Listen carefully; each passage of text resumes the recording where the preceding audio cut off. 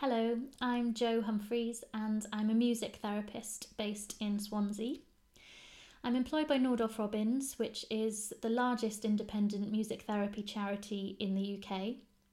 And my role involves developing and growing our music therapy services across South Wales and the southwest of England, and delivering music therapy in a wide variety of settings, including NHS hospitals, schools, and community organisations.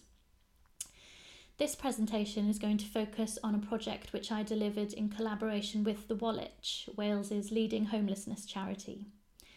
St Leonard's Hostel in Swansea, where the pilot was delivered, is operated by the Wallich and provides temporary accommodation and support for up to 15 men. The 8-week pilot began in August 2020 and was funded and delivered as part of Nordoff Robbins' COVID-19 response, which prioritised support for those people who had been particularly adversely affected by the nationwide lockdown. So 8 days of music therapy were provided over a period of 8 weeks. This amounted to 25 hours of music therapy being delivered in total. 8 unique service users engaged with music therapy, with an average of 4 people attending sessions each week. Of these, 25% of attendees attended the maximum of 8 sessions. Delivery formats included one-to-one and small group sessions. Large group sessions weren't possible at this time due to COVID measures in place. The content of sessions included singing, vocal and instrumental improvisation, aspects of teaching, songwriting, shared listening, and discussion of music. At the end of the project, staff members and service users were invited to feedback about their experience of music therapy via a questionnaire. I'm going to show you a couple of video extracts from the music therapy sessions at St Leonard's.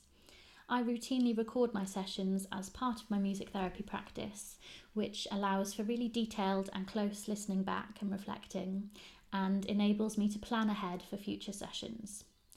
The individuals you'll see have kindly given their permission for these extracts to be used in this presentation, and I will not be using their real names for confidentiality purposes.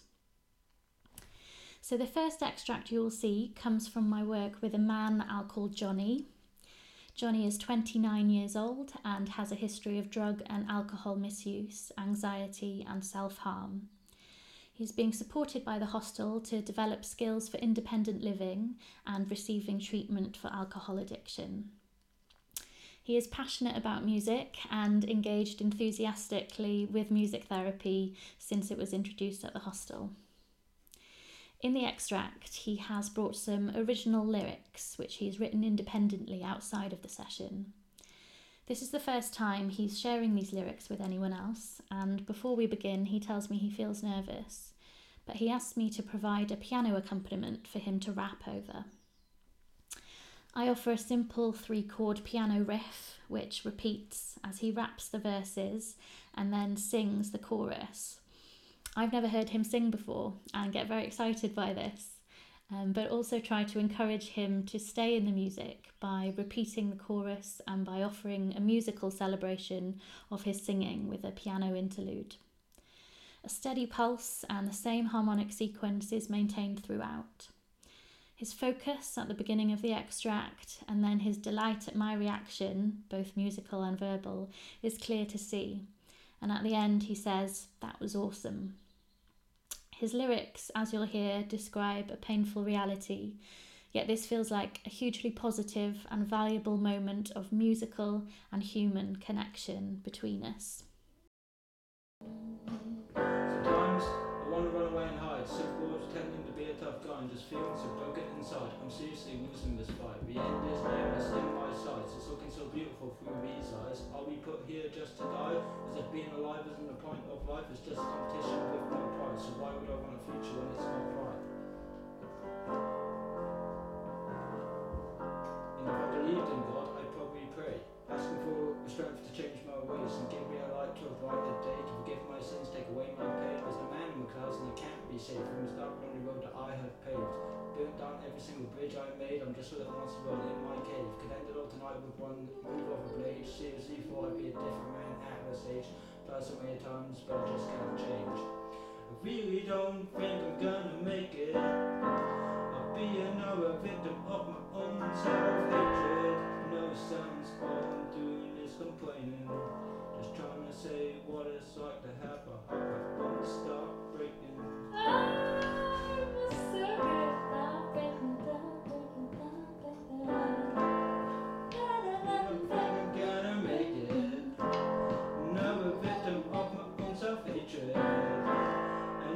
Sounds born to complaining. Just trying to say what it's like to have a heart that won't stop breaking.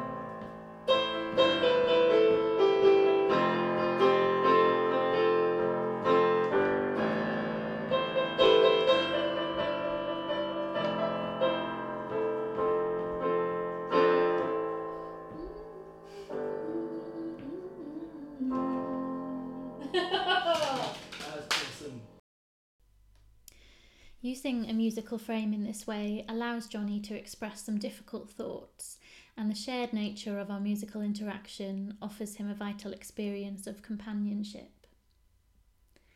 The next extract comes from my work with a man I'll call Tom.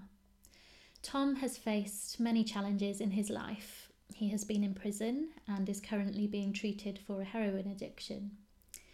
He engaged sporadically throughout the pilot. Some weeks he would not be well enough to attend a session, but when he did, he was extremely motivated to engage, particularly in instrumental improvisation. In the extract, you'll see Tom and I improvising together. He is playing a melodic percussion instrument whilst I accompany him at the piano. I'm closely listening to what Tom plays and shaping my music around this, at times reflecting what he does in a conversational way, and at other times inviting him to take more of a leading soloist role. Tom appears completely absorbed in our shared musical experience. He is really seizing the opportunities that music offers for non-verbal expression, beauty, and humour. And this offers him a new, different, and positive experience of himself.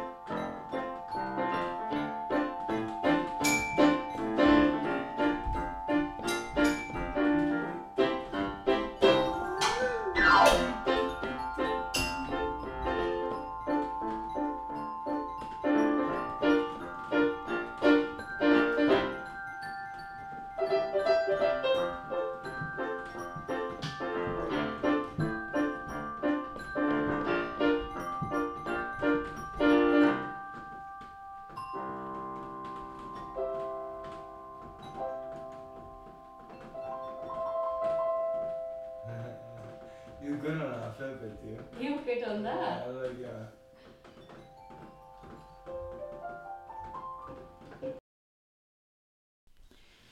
I feel like Tom surprised himself in what he was able to do in music therapy. As with many service users at St Leonard's, he is at risk of being seen in potentially quite a negative light. But here he is showing his immense creativity and capacity for positive interaction. By having his musical expressions listened to, valued, and celebrated in music therapy, Tom reported feeling listened to, valued, and celebrated as a person. So the key benefits of music therapy for service users observed by the music therapist and reported via the feedback questionnaires included facilitating communication, supporting social interaction, encouraging relationships and promoting community, expressing and regulating emotions, providing motivation to engage in a positive activity, modelling and providing meaningful occupation, and boosting self-esteem and confidence.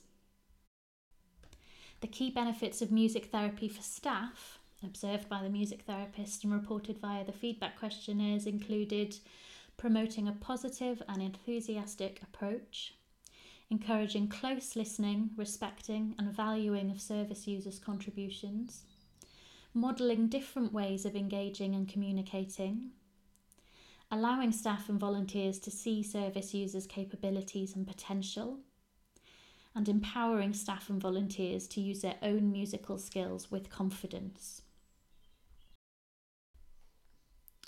The next two slides show some quotes from service users and staff members regarding their experience of the music therapy pilot.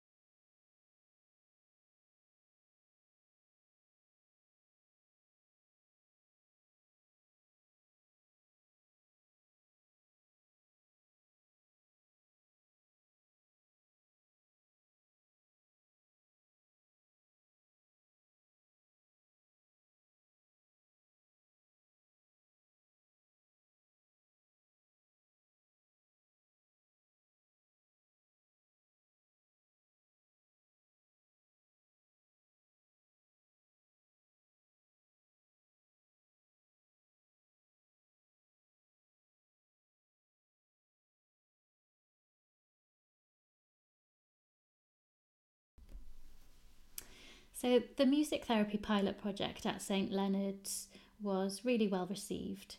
100% of service users and staff rated their experience of music therapy as positive, and 100% of service users and staff said they would like music therapy to continue. I'm delighted to say that funding for an ongoing service has now been secured, and I hope to start delivering this later this year.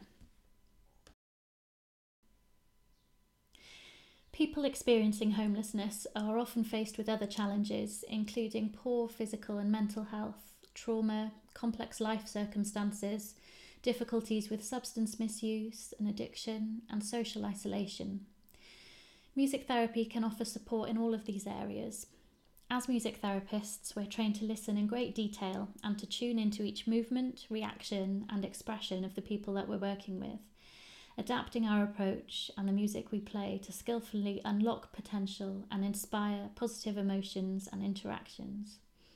In this context, music therapy has shown it can be particularly beneficial for motivating people to engage in positive and meaningful activity, developing existing musical potential and supporting self-esteem, providing a space for expression, whether verbally or musically, and having this heard, valued, reflected and encouraged, and offering opportunities to form positive relationships, both with the music therapist and with peers.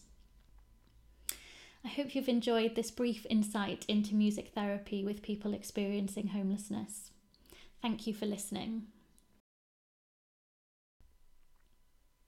To find out more about this project or to discuss our Nordoff Robbins music therapy services in South Wales, please contact me directly by email joanna.humphreys@nordoff-robbins.org.uk or find me on Twitter @joethemt. If you're interested in learning more about the Wallich, then you can visit their website.